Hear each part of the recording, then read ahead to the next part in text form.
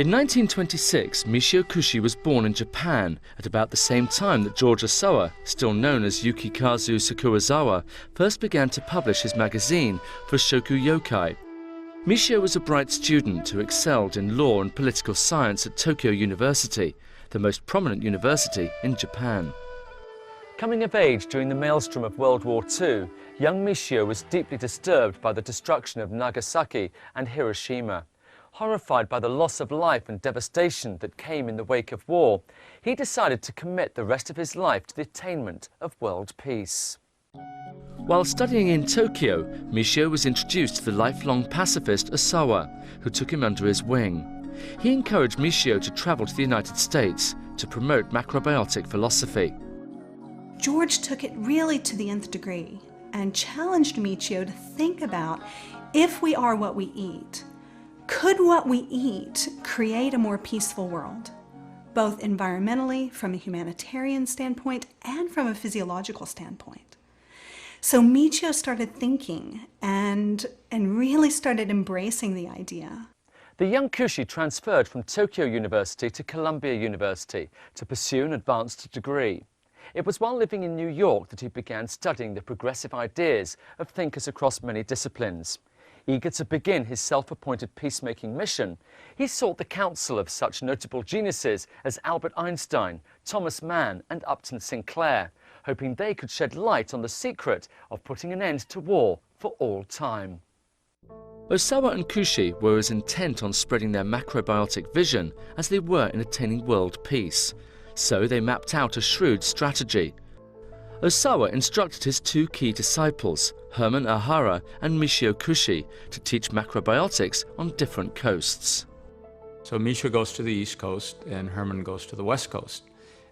Michio wears black suits and ties, and Hermann wears plaid shirts and goes fishing. And it's interesting to see how macrobiotics developed differently in the different locations. And there are kind of two schools of macrobiotics, which is perfect when you look at it based on their locale. Today, the macrobiotic community on the East Coast attracts more of an intellectual academic crowd, whereas its counterpart in the West attracts rugged outdoor types who cook on wood stoves and camp out together. Yet both communities have succeeded in maintaining the integrity of Osawa's ideas. In 1951, Aveline Yokoyama, another Osawa acolyte from Tokyo, joined Michio in New York.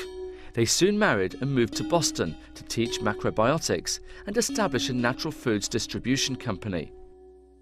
Convinced that macrobiotics could foster world peace, the Kushis created the East-West Foundation to support macrobiotic education and research, as well as the Kushi Institute for One Peaceful World. He talks about when he first studied with Osawa. He was in economics and was really interested in world peace, and that was his mission. The Kushis taught that recovery from illness is delayed by lack of gratitude, wrong diet, weak will, and an absence of family support.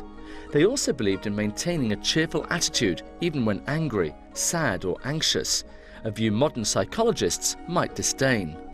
Michio Kushi took some other liberties with George Osawa's macrobiotic philosophy, adding more constraints, some of which seem a bit bizarre, like avoiding wool, synthetic fibres, metallic jewellery, and the electromagnetic frequencies of television.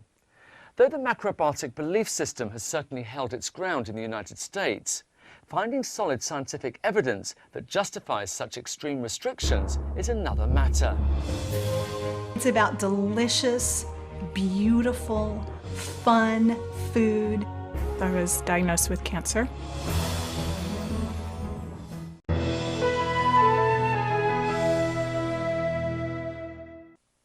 The Journal of the American Medical Association sharply criticizes the severely restricted versions of the macrobiotic diet.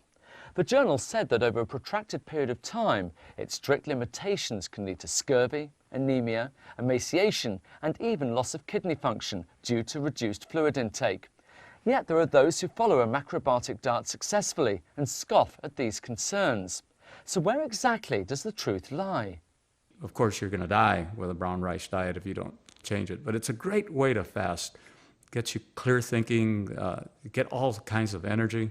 But the caution is to don't stay on it. You've got to get off and fill all your nutritional needs with other foods. You know, in the US, you say to eat brown rice for 10 days, someone will say, well, I'll do it for a year, that'll be better, right?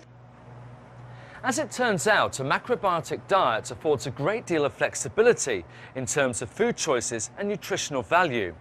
But its supporters make some other claims, such as crediting the diet with helping them recover from cancer that simply have not been scientifically proven.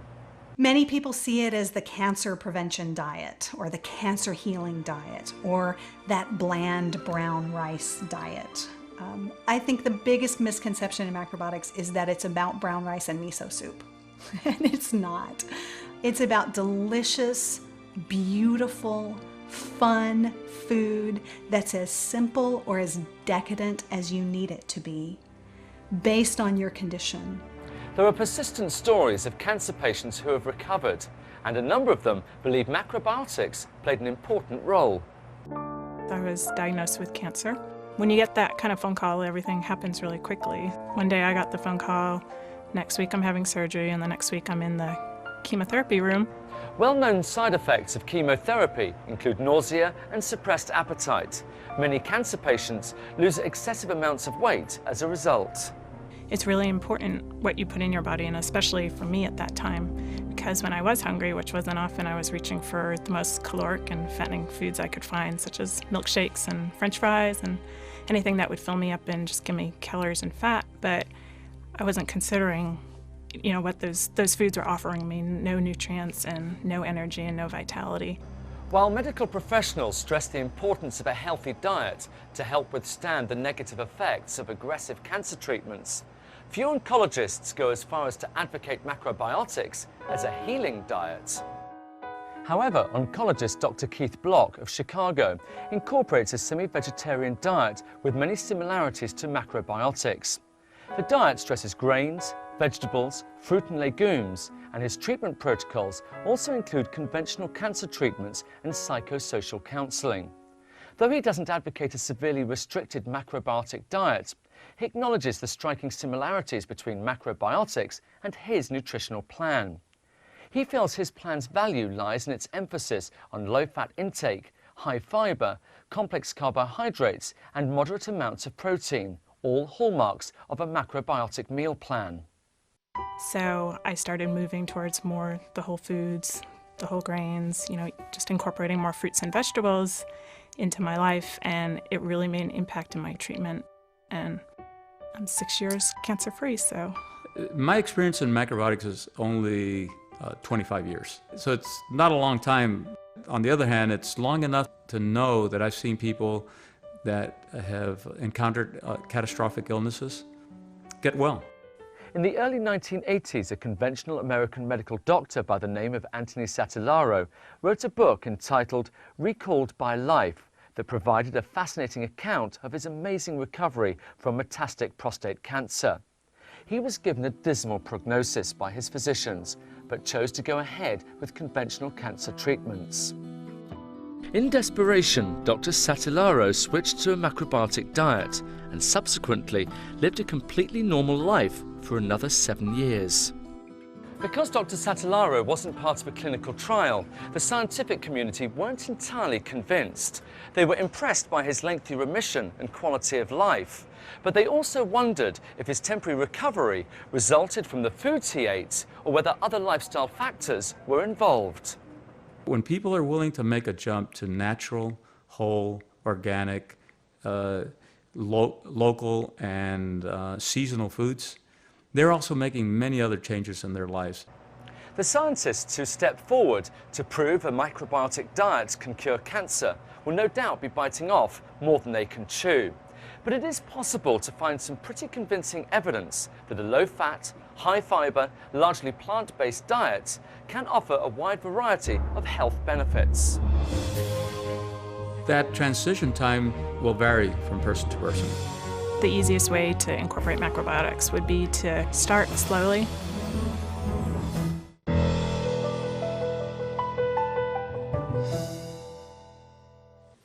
Currently, macrobiotics is not a single diet for everyone, but a collection of dietary principles that considers geography and climate, age, sex, level of activity, and ever-changing personal needs. Many foods familiar to Americans, such as vegetables, beans and fish, are included in the macrobiotic approach to meal planning. However, it also contains a few surprises, such as hijiki, daikon radishes, umboshi plums and burdock roots. For those who are ready to experiment, it's best to allow some time to make a comfortable transition in eating habits. That transition time will vary from person to person, of course. I think it takes about 40 days to create a new habit. This is dangerous territory to make this assumption, but I think most people, if they eat healthy for 40 days, they'll have a hard time going back to a highly industrialized, processed diet. The easiest way to incorporate macrobiotics would be to start slowly, just one meal or one snack a day, incorporating some of the more common foods, such as the dark leafy greens or the sea vegetables or the whole grains, and start finding out which foods you like and which you don't, and play around with the different preparation methods. And then naturally, the processed foods, the foods that offer no nutritional value that we're so used to eating on a daily basis will naturally get crowded out. And then you can start to slowly increase the consumption of the whole foods. Preparing meals macrobiotically also requires a consideration of the balance between foods that are acidifying or alkalizing. Foods that tend to be acidifying are high sugar, high refined carbohydrates, high protein, high fat tend to be more acidifying, whereas vegetables, sea salts, good quality condiments like good quality soy sauce or umeboshi vinegar is something that we use a lot, which is a salt pickled apricot. Things like that would be more alkalizing. So looking at when you need more alkalizing foods and getting those through your diet, that's applying the macrobiotic principles. Now, according to macrobiotics, you start off with the soup, and this apparently is a carrot and ginger soup, so let's try. Yeah, that's really very good. You can taste the carrot, there's a ginger, and you know what, it's not at all bland, it's really got a lot of flavour. You can have another piece. Another principle to consider is how eating a certain food makes the diner feel. Is it warming or cooling? Does it cause you to open up and relax, or does it cause you to focus? Because basic macrobiotic principles such as these are unfamiliar to Western diners, they can seem a little intimidating at first, but they're actually quite simple. If I say cool as you say cucumber. It's just automatically known, so cucumbers are cooling. More appropriate in a hot Texas summer. So there are things that, like ginger, it's more warming. We tend to know these things. So applying that more deeply to all foods, to lifestyles and things like that. A more flexible macrobiotic meal plan does include some raw fruits and vegetables, so the diner ingests adequate amounts of the volatile B complex vitamins and vitamin C. There's actually a lot of vitamin C in seaweed, which is a big part of the macrobiotic diet, the sea vegetables like kombu and wakame and nori. A study published in the Canadian Medical Association Journal in 1968 concluded that sea vegetables contain a substance that selectively binds radioactive strontium and helps remove it from the body. The modest amounts of fish included in a macrobiotic diet provide adequate vitamin B12, which is only found in animal sources, and which humans only need in small amounts. Some doctors are concerned that large quantities of grains drive the body towards an acidic state, which creates an environment in which cancer cells can easily grow. They caution that grains must be carefully balanced by foods with a strongly alkalizing effect to avoid this problem. Perhaps they needn't worry. There's actually very convincing scientific evidence that increasing grain consumption can be a good thing, if for no other reason than it leaves no room for less nutritious foods. During World War I, the superintendent of Denmark's State Institute of Food Research advised the government to raise grain rather than livestock for human consumption due to foreign trade blockades. In 1917 and 1918, the Danes switched to barley, rye bread, green vegetables and some potatoes, milk and butter. The death rate from all causes, including cancer, dropped by a staggering 34%. Similarly, during World War II, breast cancer mortality in England and Wales dropped significantly at a time when sugar, meat and fat were scarce or unavailable, and grain and vegetable consumption markedly increased.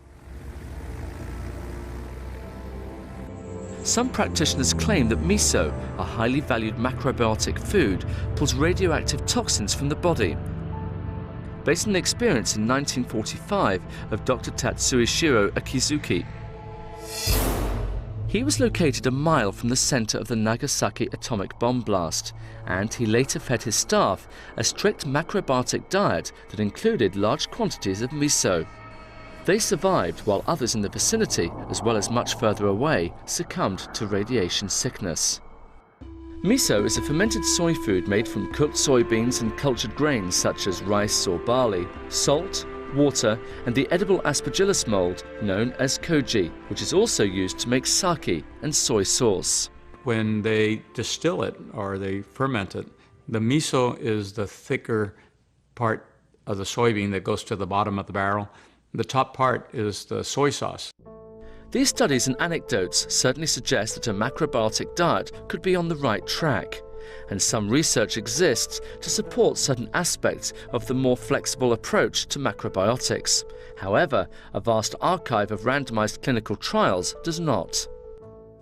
Unfortunately, studies take years to conduct, and creating a uniform environment in food selection and preparation techniques for subjects who don't take their meals together is challenging to say the least. Even preparing one's own macrobiotic meals on a daily basis is complex. One almost requires a personal chef to get it right. So things like raw food can be macrobiotic. The whole grains are very versatile.